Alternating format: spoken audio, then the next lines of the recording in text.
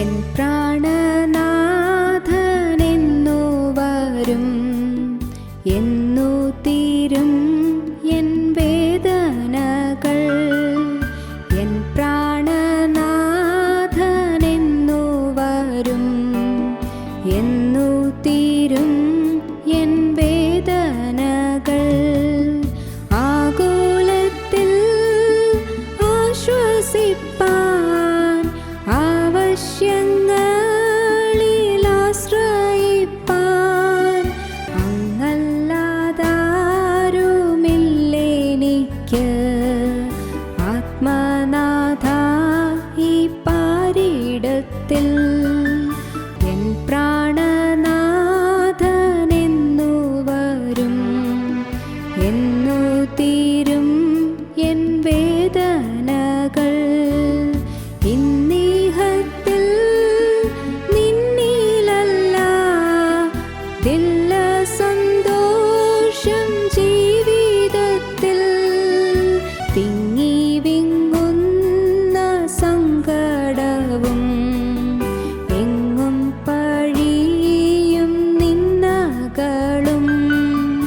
N പ്രാണനാഥനെന്നു വരും, എന്നു തീരും എൻ വേദനകൾ.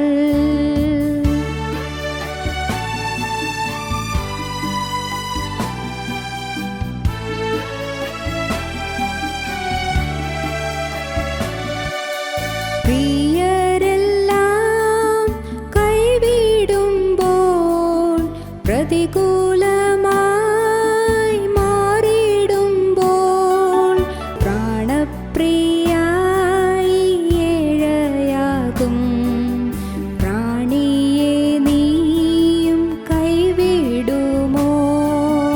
എൻ പ്രാണനാഥനെന്നു വരും, എന്നു തീരും എൻ വേദനകൾ. നല്ലതല്ലാതൊന്നുമില്ല, നീ നൽകുമെല്ലാം നന്മയല്ലോ. നിത്യത തന്നിലെത്തുവോളം നീ നടത്തെന്നെ നിൻഹിതം പോൽ. എൻ പ്രാണനാഥനെന്നു വരും, എന്നു തീരും എൻ വേദനകൾ. എൻ പ്രാണനാഥനെന്നു വരും, എന്നു തീരും എൻ വേദനകൾ.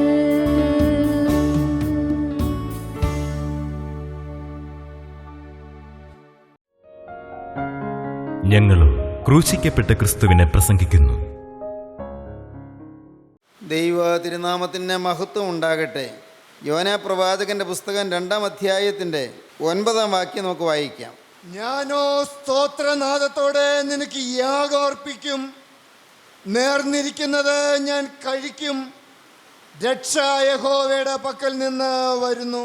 യോനാ പ്രവാചകന്റെ പുസ്തകം 2-ാം അധ്യായം യോനാ പ്രവാചകൻ്റെ പ്രാർത്ഥനയാണ്. യോനാ പ്രവാചകൻ്റെ ഉള്ളു തകർന്നുള്ള നിലവിളിയാണ്. പ്രാർത്ഥിക്കുന്നത് ഒരു ദേവാലയത്തിലിരുന്നല്ല, ഒരു പ്രാർത്ഥനാമുറിയിലിരുന്നല്ല, ഒരു അനുകൂല സാഹചര്യത്തിലിരുന്നല്ല. യോനാ പ്രവാചകൻ പ്രാർത്ഥിക്കുന്നത് മത്സ്യത്തിൻ്റെ വയറ്റിൽ കിടന്നാണ്. മത്സ്യത്തിൻ്റെ വയറ്റിൽ കിടക്കുമ്പോൾ, മരണത്തെ മുഖാമുഖം കണ്ട് കിടക്കുമ്പോൾ യോനാ പ്രവാചകൻ പ്രാർത്ഥിക്കുകയാണ്. നമുക്കറിഞ്ഞുകൂടെ യോന മരിച്ചു കഴിഞ്ഞിരുന്നോ എന്ന്. മത്സ്യത്തിൻ്റെ വയറ്റിൽ ചെന്നപ്പോൾ മരിച്ചതിന് ശേഷം ഉയർത്തെഴുന്നേൽക്കുകയായിരുന്നോ എന്ന് നമുക്കറിഞ്ഞുകൂടാ. കർത്താവ് യോനാ പ്രവാചകൻ്റെ അടയാളം എന്ന് തൻ്റെ ക്രൂശാരോഹണത്തെ തുടർന്നുള്ള ഉയർത്തെഴുന്നേൽപ്പിനെക്കുറിച്ച് പറയുന്നത് കൊണ്ട് കർത്താവ് ക്രൂശിക്കപ്പെട്ട് 3 നാൾ പാതാളത്തിൻ്റെ അനുഭവത്തിൽ കഴിഞ്ഞതിന് ശേഷം ഉയർത്തെഴുന്നേറ്റു എന്നതിനെ യോനാ പ്രവാചകൻ്റെ ഒരടയാളമായി കാണിക്കുന്നത് കൊണ്ട് ഒരുപക്ഷേ യോനാ പ്രവാചകൻ മരിച്ചു കഴിഞ്ഞിരുന്നോ നമുക്കറിഞ്ഞുകൂടാ. അടുത്ത കാലത്തെ ശാസ്ത്രീയമായ ചില കണ്ടുപിടുത്തങ്ങൾ ഏതാണ്ട് അതിലേക്ക് നമ്മുടെ ശ്രദ്ധയെ തിരിച്ചുവിടുന്നുണ്ട്. ഡോക്ടർ മോറിസ് റൗലിങ്സ് എന്ന് പറയുന്ന സുപ്രസിദ്ധനായ ഒരു കാർഡിയോളജിസ്റ്റ് എഴുതിയ ഒരു പുസ്തകമാണ് ബിയോണ്ട് ഡെത്ത്സ് ഡോർ എന്ന പുസ്തകം. മരണവാതിലിനപ്പുറം എന്ന് വേണമെങ്കിൽ തർജ്ജമ ചെയ്യാം. ബിയോണ്ട് ഡെത്ത്സ് ഡോർ, മരണവാതിലിൻ്റെ അപ്പുറം. മറ്റൊരു പുസ്തകമുണ്ട്, അത് ഡോക്ടർ മോഡി എഴുതിയ പുസ്തകമാണ്. DL മോഡി അല്ല, ഡോക്ടർ മോഡി എഴുതിയ പുസ്തകമാണ്. ആ പുസ്തകം ലൈഫ് ആഫ്റ്റർ ലൈഫ് എന്നതാണ്. ലൈഫ് ആഫ്റ്റർ ലൈഫ്, ജീവിതത്തിന് ശേഷമുള്ള ജീവിതം. ലൈഫ് ആഫ്റ്റർ ലൈഫ്, ഇഹലോക ജീവിതത്തിന് ശേഷമുള്ള ജീവിതം. അതിനെക്കുറിച്ചെല്ലാമുള്ള വളരെ വ്യക്തമായ ചില പഠനങ്ങളാണ് ഈ പുസ്തകങ്ങളിൽ നാം വായിക്കുന്നത്.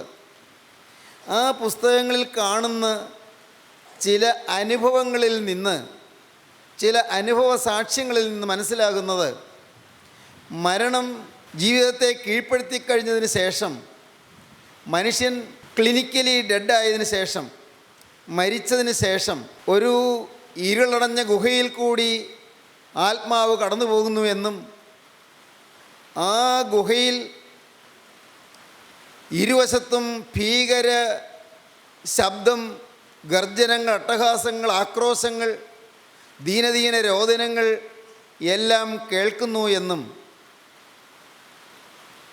എന്നാൽ ഈ ഇരുളറയിൽ കൂടി കടന്നു പോകുന്ന, ഇരുണ്ട ഇടനാഴിയിൽ കൂടി കടന്നു പോകുന്ന ആത്മാവ് വളരെ ഭയപാരവശ്യത്തോടെ, വേവലാധിയോടെ ദൈവത്തോടെ, അയ്യോ എൻ്റെ ഭൗമിക ജീവിതകാലം നഷ്ടപ്പെടുത്തി കളഞ്ഞല്ലോ, എനിക്കൊരായുസ് കിട്ടുമോ എന്ന് പറഞ്ഞ് കരയുന്നു എന്നും, അങ്ങനെ കരയുന്നതിൻ്റെ ഫലമായി ചില ആത്മാക്കൾ ഉയർത്തെഴുന്നേറ്റ് വരുന്നു എന്നും മറ്റുമുള്ളതായ സാക്ഷ്യങ്ങൾ അത് ആ പുസ്തകങ്ങളിൽ രേഖപ്പെടുത്തിയിട്ടുണ്ട്. അതിനെക്കുറിച്ച് ഇപ്പോൾ വിശദീകരിക്കാനല്ല ഞാൻ തുടങ്ങുന്നത്. പക്ഷേ മരണത്തിന് ശേഷം നിത്യതയുടെ യാഥാർത്ഥ്യം നേരിട്ട് കാണുന്ന മനുഷ്യാത്മാവ് അഗാധമായ ദുഃഖത്തോടുകൂടെ, എൻ്റെ ദൈവമേ, എൻ്റെ ജീവിതകാലം നഷ്ടപ്പെടുത്തിയല്ലോ, ഭൂമിയിലെ ജീവിതകാലം ഞാൻ കളഞ്ഞുപോയല്ലോ, എൻ്റെ ഭൂമിയിലെ ജീവിതകാലം ഞാൻ പാപത്തിനും തിന്മയ്ക്കും വേണ്ടി ജീവിച്ച്, ദൈവബോധമില്ലാതെ ജീവിച്ച് നിത്യ അന്ധകാരത്തിലേക്ക് ഞാൻ കടന്നു വരേണ്ടി വന്നല്ലോ എന്നോർത്ത് വിലപിക്കുന്ന അനേകമനേകം ആത്മാക്കളുടെ ദീനദീന പ്രലപനങ്ങൾ ആ പുസ്തകത്തിൽ ചില ഭാഗങ്ങളിൽ രേഖപ്പെടുത്തിയിട്ടുണ്ട്.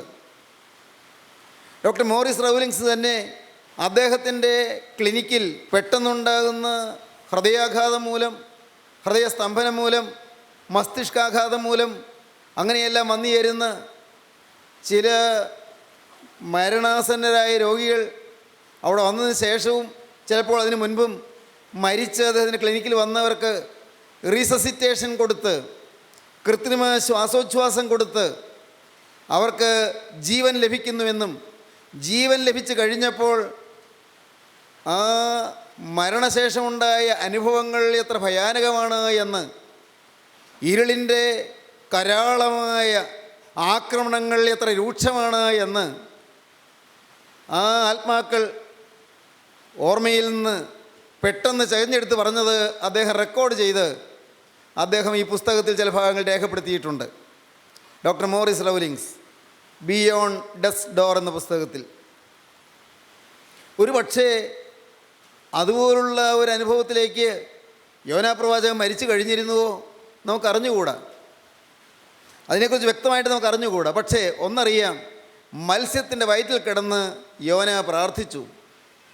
യോന പ്രാർത്ഥിച്ച ആ പ്രാർത്ഥനയിൽ ചില കാര്യങ്ങൾ നാം കഴിഞ്ഞ പ്രാവശ്യങ്ങൾ ചിന്തിക്കുകയുണ്ടായി.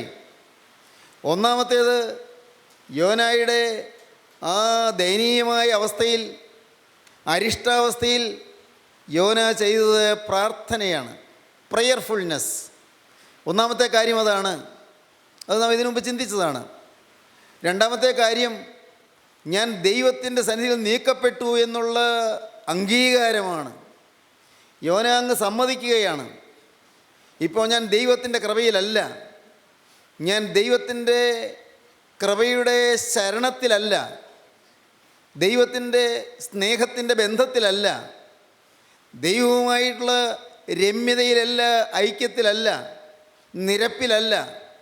ഞാൻ ദൈവസന്നിധിയിൽ നീക്കം വന്ന അവസ്ഥയിലാണ്. അങ്ങനെ പറഞ്ഞ് യോന അഡ്മിറ്റ് ചെയ്യുകയാണ്. രണ്ടാമത്തെ കാര്യം അഡ്മിറ്റൻസ്. യോന സമ്മതിച്ചു കൊടുക്കുകയാണ്. ഞാൻ ദൈവകൃപയിൽ നിന്ന് മാറ്റപ്പെട്ടു പോയല്ലോ, ഞാൻ അന്യപ്പെട്ടു പോയല്ലോ. മൂന്നാമത്തെ കാര്യം കഴിഞ്ഞ പ്രാവശ്യം നിന്ന് ചിന്തിച്ചതാണ്. യോനയ്ക്ക് ആ അവസ്ഥയിലും പ്രത്യാശ ലഭിച്ചു. ഹോപ്പ്ഫുൾനെസ്. യോനയ്ക്ക് പ്രത്യാശ ലഭിച്ചു. ഞാൻ ദൈവസന്നിധിയിൽ നീക്കപ്പെട്ടു, എൻ്റെ വഴികളെല്ലാം അടഞ്ഞു, എങ്കിലും ഞാൻ ദൈവത്തിൽ നിന്ന് അനുഗ്രഹം പ്രതീക്ഷിക്കുന്നു. നിൻ്റെ ദൃഷ്ടിയിൽ നിന്ന് എനിക്ക് നീക്കം വന്നുപോയി, നിൻ്റെ ദൃഷ്ടിയിൽ നിന്ന് എനിക്ക് നീക്കം വന്നിരിക്കുന്നു, എങ്കിലും ഞാൻ നിൻ്റെ വിശുദ്ധ മന്ദിരത്തിലേക്ക് നോക്കിക്കൊണ്ടിരിക്കും എന്ന് ഞാൻ പറഞ്ഞു. പ്രത്യാശയുടെ വാക്കുകൾ. നിരാശയ്ക്ക് ഇടം കൊടുക്കുന്നില്ല. നെഗറ്റീവ് തിങ്കിങ് അല്ല, നിഷേധാത്മക സമീപനമല്ല, പ്രത്യാശയുടെ വാക്കാണ്. ഞാൻ ദൈവ സന്നിധിയിലേക്ക് തന്നെ നോക്കിക്കൊണ്ടിരിക്കും, ദൈവ മന്ദിരത്തിലേക്ക് തന്നെ നോക്കിക്കൊണ്ടിരിക്കും, ദൈവത്തിൻ്റെ തിരുനിവാസത്തിലേക്ക് ഞാൻ നോക്കിക്കൊണ്ടിരിക്കും. നിൻ്റെ ദൃഷ്ടിയിൽ നിന്ന് എനിക്ക് നീക്കം വന്നു പോയിരിക്കുന്നു, എങ്കിലും ഞാൻ നിൻ്റെ വിശുദ്ധ മന്ദിരത്തിലേക്ക് നോക്കിക്കൊണ്ടിരിക്കും എന്ന് ഞാൻ പറഞ്ഞു. യോന പ്രാർത്ഥിക്കുകയാണ്. ദൈവസന്നിധിയിൽ പ്രത്യാശയോടെയുള്ള പ്രാർത്ഥന. ഹോപ്പ്ഫുൾനെസ്. 1 പ്രയർഫുൾനെസ്, 2 അഡ്മിറ്റൻസ്, 3 ഹോപ്പ്ഫുൾനെസ്. 4ാമത്തെ കാര്യമാണ് നാം ഇപ്പോൾ ചിന്തിക്കാൻ പോകുന്നത്. അതാണ് 9ാം വാക്യം. ഒന്നുകൂടി വായിച്ചു കേൾക്കാം. ഞാനോ സ്തോത്രനാദത്തോടെ നിനക്ക് യാഗം അർപ്പിക്കും, നേർന്നിരിക്കുന്നത് ഞാൻ കഴിക്കും. മത്സ്യത്തിൻ്റെ വയറ്റിൽ വെച്ച് യോന പ്രവാചകൻ റീഡെഡിക്കേറ്റ് ചെയ്യുകയാണ്, വീണ്ടും സമർപ്പിക്കുകയാണ്, വീണ്ടും പ്രതിഷ്ഠിക്കുകയാണ്, വീണ്ടും തീരുമാനമെടുക്കുകയാണ്. ഞാൻ ഒരിക്കൽ നേർച്ച ഞാൻ ഇതുവരെയും നിവർത്തിച്ചില്ല, ഞാൻ നിവർത്തിക്കും. നേർന്നിരിക്കുന്നത് ഞാൻ കഴിക്കും. ദൈവമേ, ഞാൻ നിന്നോടൊരു വാക്ക് പറഞ്ഞവനാണ്, നിൻ്റെ തിരുസന്നിധിയിൽ ഞാൻ വാക്ക് പറഞ്ഞ ഒരു മനുഷ്യനാണ്, നിൻ്റെ സന്നിധിയിൽ ഞാൻ സമർപ്പിച്ചവനാണ്. പക്ഷേ ഇതുവരെയും സമർപ്പണം ഞാൻ വാസ്തവമായി ജീവിതത്തിൽ അനുഭവമാക്കിയില്ല. വാക്കാൽ സമർപ്പിച്ചു, ഞാൻ ചിലതെല്ലാം ചെയ്തു എന്നെനിക്ക് ഭാവിച്ചു, ഞാൻ ദൈവത്തിൻ്റെ വേലക്കാരനാണ് എന്ന് ഞാൻ അഭിമാനിച്ചു. കടലും കരയുണ്ടാക്കിയ യഹോവയായ ദൈവത്തെ ഭജിച്ചു വരുന്നവനാണ് എന്ന് അഭിമാനപൂർവ്വം ഞാൻ പറഞ്ഞുകൊണ്ടിരുന്നു.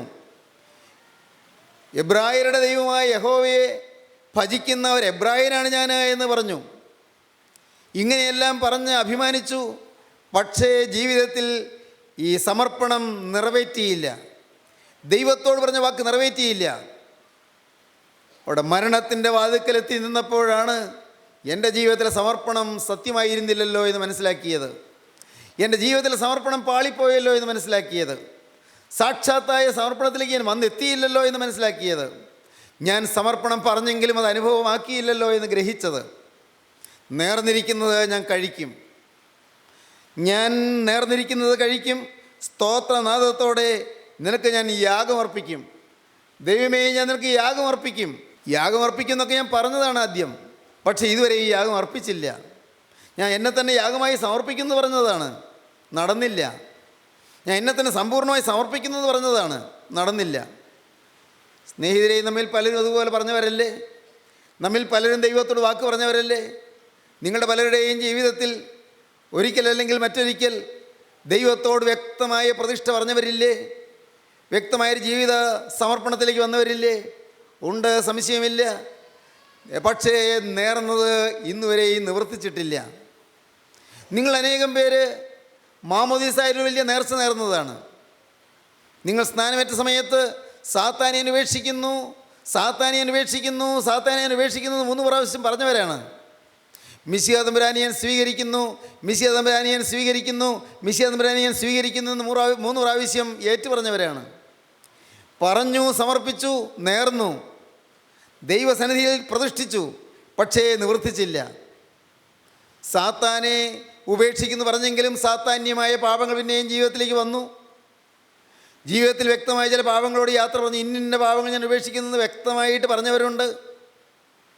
ഇനി ഞാൻ നുണ പറയില്ല എന്ന് പറഞ്ഞവരുണ്ട്. ഇനി ഞാൻ മദ്യപിക്കുകയില്ല എന്ന് പറഞ്ഞവരുണ്ട്. ഇനി ഞാൻ ആരോടും വൈരാഗ്യപ്പെട്ടിരിക്കുകയില്ല എന്ന് പറഞ്ഞവരുണ്ട്. ഞാൻ മനസ്സറിഞ്ഞ് കോപിക്കുകയില്ല എന്ന് പറഞ്ഞവരുണ്ട്. ഇനി എൻ്റെ ജീവിതത്തിൽ അഴുതാത്ത ചീത്ത കൂട്ടുകെട്ടിന് പോവുകയില്ല എന്ന് പറഞ്ഞവരുണ്ട്. ഇനി എൻ്റെ ഭർത്താവിന് പൂർണ്ണമായി ഞാൻ അനുസരിക്കുകയും കീഴ്പ്പെട്ടിരിക്കും എന്ന് പറഞ്ഞവരുണ്ട്. ഇനി ഞാൻ മാതാപിതാക്കളെ അനുസരിക്കുകയും വിനയപ്പെട്ടിരിക്കുകയും ചെയ്യുമെന്ന് പറഞ്ഞവരുണ്ട്. ഇനി ഞാൻ ജീവിതം ഉഴപ്പുകയില്ല, അലസമായിരിക്കുകയില്ല എന്ന് പറഞ്ഞവരുണ്ട്. ഞാൻ എൻ്റെ ജീവിതം ദൈവത്തിന് സമർപ്പിച്ചിരിക്കുന്നു, ഇനി പാപത്തിൻ്റെ യാതൊരു സാഹചര്യത്തിൽ ഞാൻ ചെന്ന് പെടുകയില്ല എന്ന് ദൈവത്തോട് വാക്ക് പറഞ്ഞവരുണ്ട്. നിങ്ങളിൽ അനേകം പേര് ദൈവസന്നിധിയിൽ സമർപ്പിച്ചവരാണ്. ഏതെങ്കിലും ഒരു അവസരത്തിൽ സമർപ്പണം എടുക്കാനുള്ള ഭാഗ്യം ലഭിച്ചവരാണ്. അഥവാ ദൈവം നിങ്ങളെക്കൊണ്ട് സമർപ്പണം എടുപ്പിച്ച ഒരു നല്ല സൗഭാഗ്യം നിങ്ങൾക്ക് ലഭിച്ചതാണ്.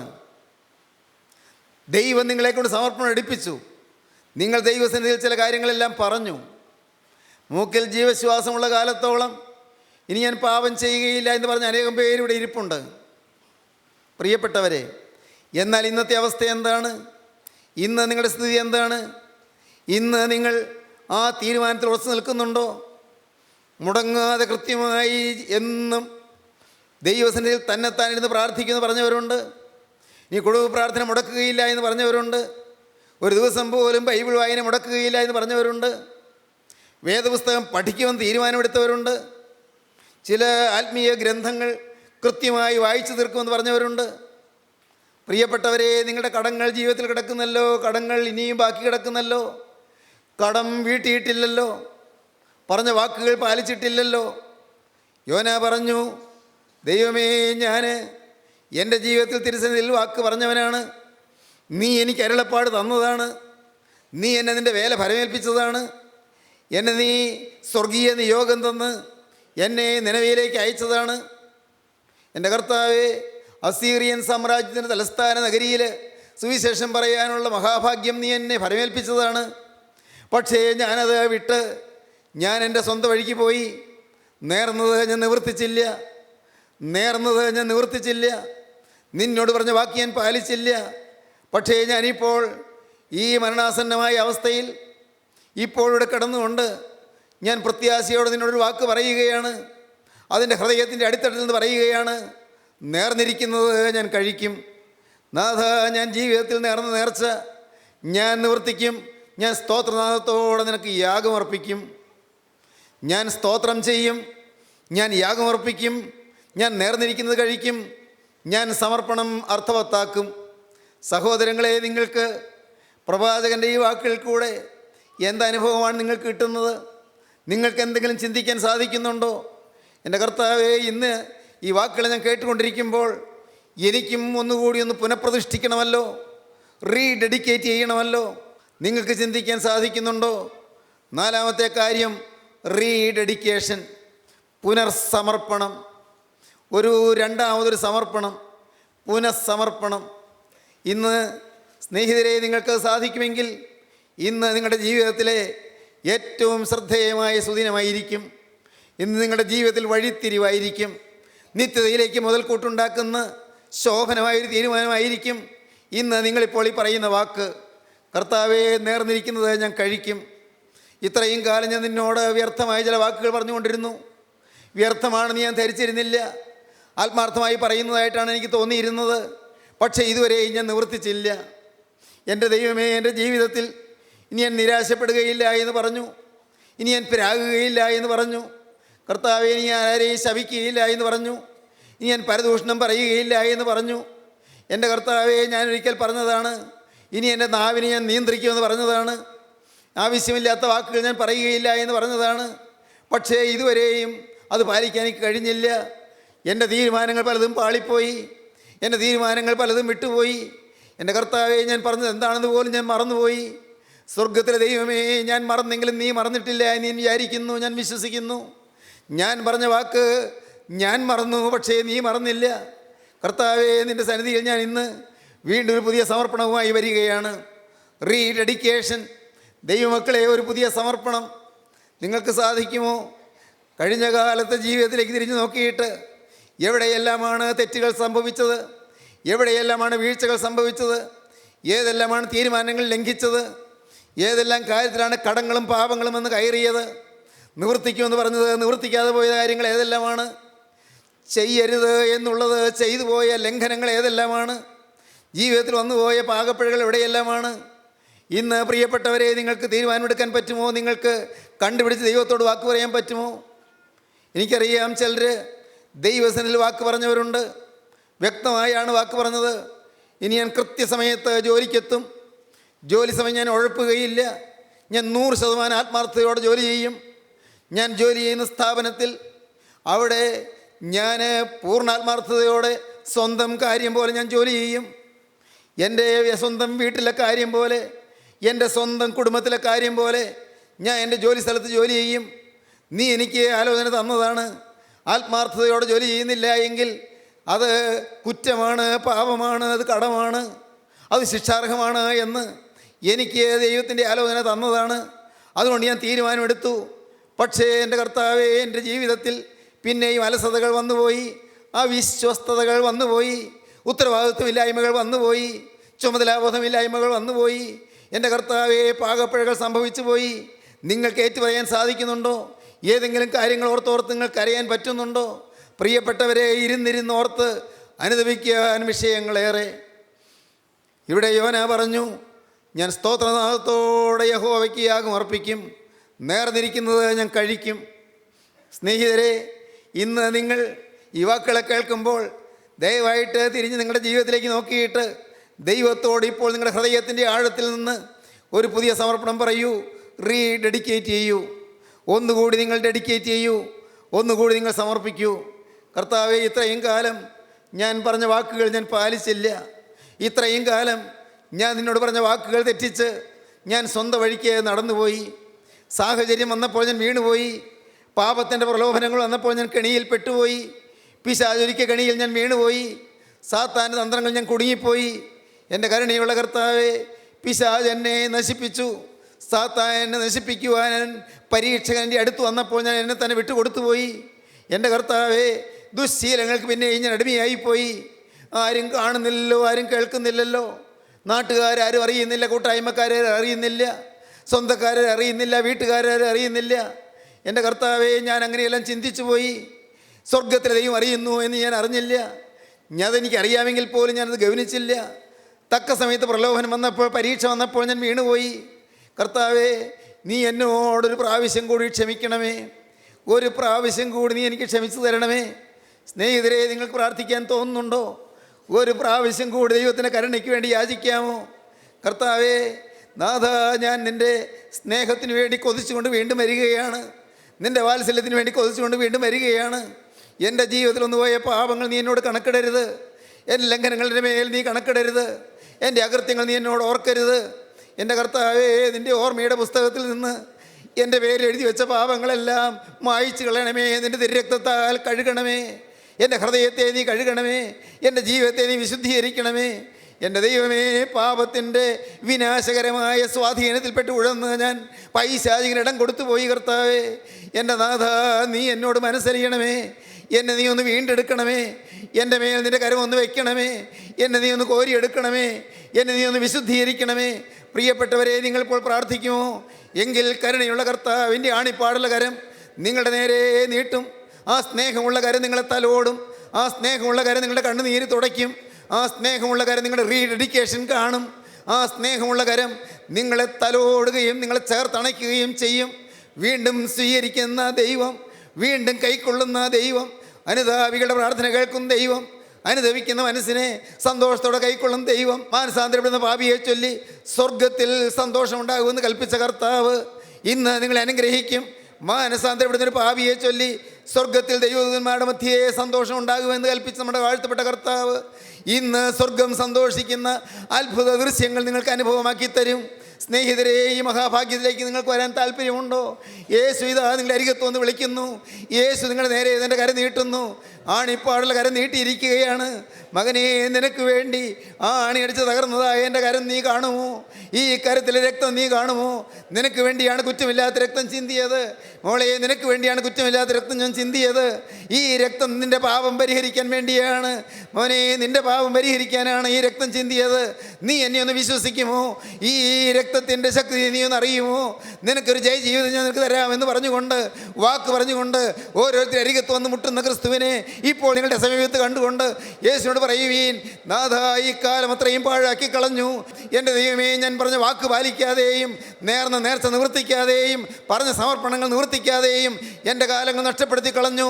നാഥ, നീ എന്നോട് ക്ഷമിക്കണമേ. ഇന്നു മുതൽ ഞാൻ നേർന്നിരിക്കുന്നത് കഴിക്കും. സ്തോത്രനാഥത്തോടെ ഞാൻ യാഗം അർപ്പിക്കും. ദൈവത്തോട് വാക്ക് പറയുവീൻ. ദൈവകരങ്ങളിലേക്ക് നിങ്ങളെ ഏൽപ്പിക്കുവീൻ. ക്രിസ്തുവിൻ്റെ സന്നിധിയിൽ നിങ്ങളെ തന്നെ താഴ്ത്തുവീൻ. നമുക്ക് പ്രാർത്ഥിക്കാം. കരുണയുള്ള കർത്താവേ, അവിടുത്തെ വചനം കേട്ട് ഈ ഇതിൻ്റെ മക്കളെയെല്ലാം അവിടുന്ന് ആശീർവദിക്കണമേ. എല്ലാവരെയും തഴുകണമേ. തിരുരക്തത്താൽ കഴുകണമേ. തിരുരക്തത്തിൻ്റെ അത്ഭുത ശക്തി ഓരോരുത്തർക്ക് അനുഭവമാക്കി കൊടുക്കണമേ. എൻ്റെ കർത്താവേ, അവിടുത്തെ ആണിപ്പാടൽ കരം ശിരസിൽ വയ്ക്കുമ്പോൾ ലഭിക്കുന്ന സൗഭാഗ്യങ്ങൾ അനുഭവിക്കാൻ ഈ ദിന മക്കൾക്കെല്ലാം കൃപ നൽകണമേ കർത്താവേ. രോഗസൗഖ്യം നൽകണമേ കർത്താവേ. ബന്ധനങ്ങൾ അഴിക്കണമേ കർത്താവേ. ബാധകൾ നീക്കണമേ കർത്താവേ. പൈശാചിക ബന്ധനങ്ങൾ അഴിച്ചു മാറ്റണമേ കർത്താവേ. ചങ്ങലക്കെട്ടുകൾ പൊട്ടിക്കണമേ കർത്താവേ. നിൻ്റെ മക്കളെ അനുഗ്രഹിക്കണമേ. കുടുംബങ്ങളിലേക്ക് സമാധാനം കടന്നു വരണമേ കർത്താവേ. അലോഹ്യപ്പെട്ടിരിക്കുന്ന കുടുംബങ്ങളിൽ, ദൈവമേ, അസ്വരസപ്പെട്ടിരിക്കുന്ന കുടുംബങ്ങളിൽ, പിണങ്ങിയിരിക്കുന്ന കുടുംബങ്ങളിൽ ഇണക്കവും ശാന്തിയും സമാധാനവും വസിക്കണമേ കർത്താവേ. എല്ലാവരെയും വാഴ്ത്തണമേ, എല്ലാവരെയും അനുഗ്രഹിക്കണമേ. അവിടുത്തെ രണ്ടാമത്തെ വരവിന് വേണ്ടി ഞങ്ങൾ എല്ലാവരെയും ഒരുക്കണമേ. യേശുനാഥൻ്റെ അൻപുള്ള നാമത്തിൽ തന്നെ. ആമീൻ.